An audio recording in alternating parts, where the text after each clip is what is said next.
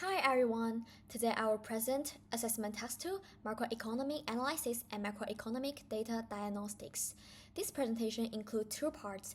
Part A focuses on avian influenza and egg prices in Australia, and Part B focuses on Singapore GDP growth and unemployment rate. In my part, I will focus on Part A and answer one main question: why the egg prices increased after 2024 avian influenza outbreak. In 2024, avian influenza outbreak affected several laying hen farms in Australia. When infected or at-risk chicken were killed, the number of laying hens decreased. In simple terms, fewer hens means fewer eggs. The evidence shows this clearly. Around 70% of egg production capacity was lost, and about 1.67 million laying hens were killed. Many areas experienced egg shortages, and some supermarkets introduced purchase restrictions. By June 2025, egg prices had increased by 19.1%. So, the key point is that egg prices increased mainly because of a supply-side shock, not because consumers suddenly want more eggs. This report will use three microeconomic concepts and models. The supply and demand model explains why reduced supply leads to higher prices and lower quantity. Shortage occurs when quantity demanded is greater than quantity supplied before the market reaches to the new equilibrium. Price elasticity explains why consumers and producers do not respond quickly to price changes in the short term. The supply and demand model helps explain why egg prices increased in Australia after the 2024 avian influenza outbreak. The main reason is a decrease in supply. Avian influenza reduced farms' ability to produce and supply eggs, so the supply curve shifted left from S1 to S2. In contrast, demand remained relatively stable because eggs are still the common part of the household daily consumption. As a result, the market moved from the original equilibrium E1 to a new equilibrium E2, leading to a higher price from P1 to P2 and a lower quantity from Q1 to Q2. This is consistent with the 19.1 annual rise in egg prices recorded by the ABS in 2025. In simple terms, when supply falls but demand remains relatively steady, price rise because the limited number of eggs must be allocated among consumers. This model can also explain egg shortages and purchase restriction after avian influenza. In the real market, prices and inventory do not adjust to a new equilibrium immediately. So, even when supply decreases, the price may still at the original level or rise slowly. At this price, consumers still want to buy eggs for daily needs, but supermarkets and suppliers have fewer eggs available. This creates a shortage because the quantity demanded is greater than the quantity supplied. Therefore, the shortage is only a short-term imbalance before the market fully moves from the original equilibrium to the new equilibrium. This is why some supermarkets may introduce purchase limits, such as restricting the number of eggs each consumer can buy. In this part, I will explain the rise in egg prices using price elasticity. First, the demand for eggs is relatively inelastic in the short term. This means that when egg prices increase, consumers do not reduce their purchase significantly. Although there are substitutes such as tofu or dairy products, they are not exactly the same in taste, price, and cooking use.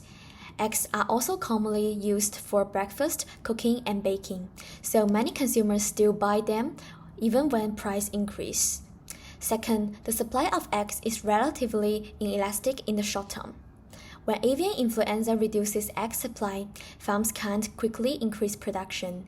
This is because egg production depends on laying hens and biological production cycles.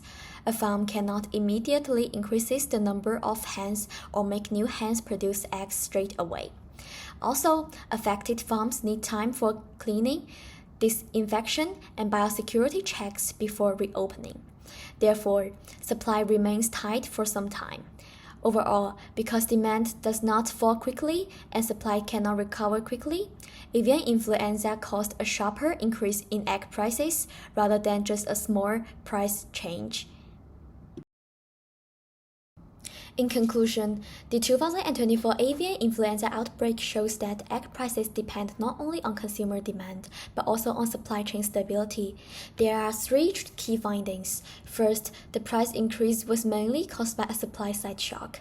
Second, shortages occurred before the market reached the new equilibrium. Third, inelastic demand and supply made the price increase stronger and the recovery slower.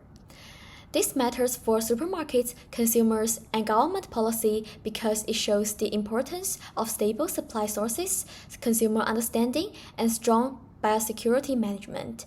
Thank you. Now, I will move to Part B, which is the macroeconomic data diagnostics. For the first indicator, I will talk about Singapore's GDP growth rate. GDP growth shows whether the economy is producing more or less than the year before. From 2014 to 2018, GDP growth stayed around 3% to 4.5%. This shows steady growth, so firms were more likely to produce, hire, and invest. But in 2019, growth fell to 1.3%. This was mainly caused by external pressures such as US-China trade conflict and the global trade slowdown. The biggest fall was in 2020.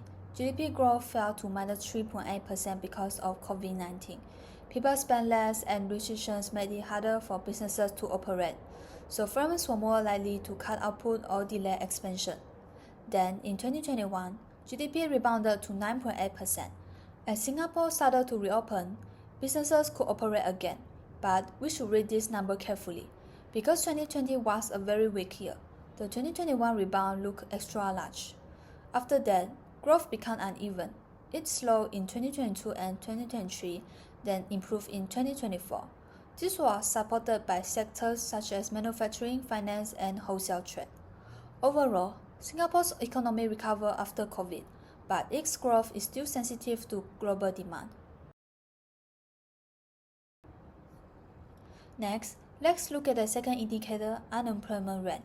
Unemployment rate shows the proportion of people who want to work but cannot find a job. Before COVID, unemployment was low and stable, staying between 1.9% and 2.2% from 2014 to 2019. This means most people who wanted a job were able to find one. In 2020, unemployment rose to its highest point, 3%. This was mainly caused by COVID-19. Economic activity became weaker. Many businesses sold less and could not run normally, so they needed fewer workers. This is cyclical unemployment, which happens when the economy slows down. In 2021, unemployment fell to 2.7%. This shows the labor market started to recover. As restrictions eased, businesses could slowly reopen. Vaccination and support measures also helped firms keep workers. However, the recovery was still gradual because some sectors were not fully reopened yet. By 2022, unemployment fell further to 2.1%. This shows a stronger recovery.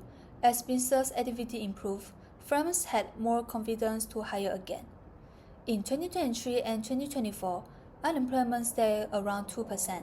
This suggests that cyclical unemployment had mostly eased. Overall, unemployment was low most of the time, except in 2020 when COVID-19 pushed it up. This is the end of our report presentation.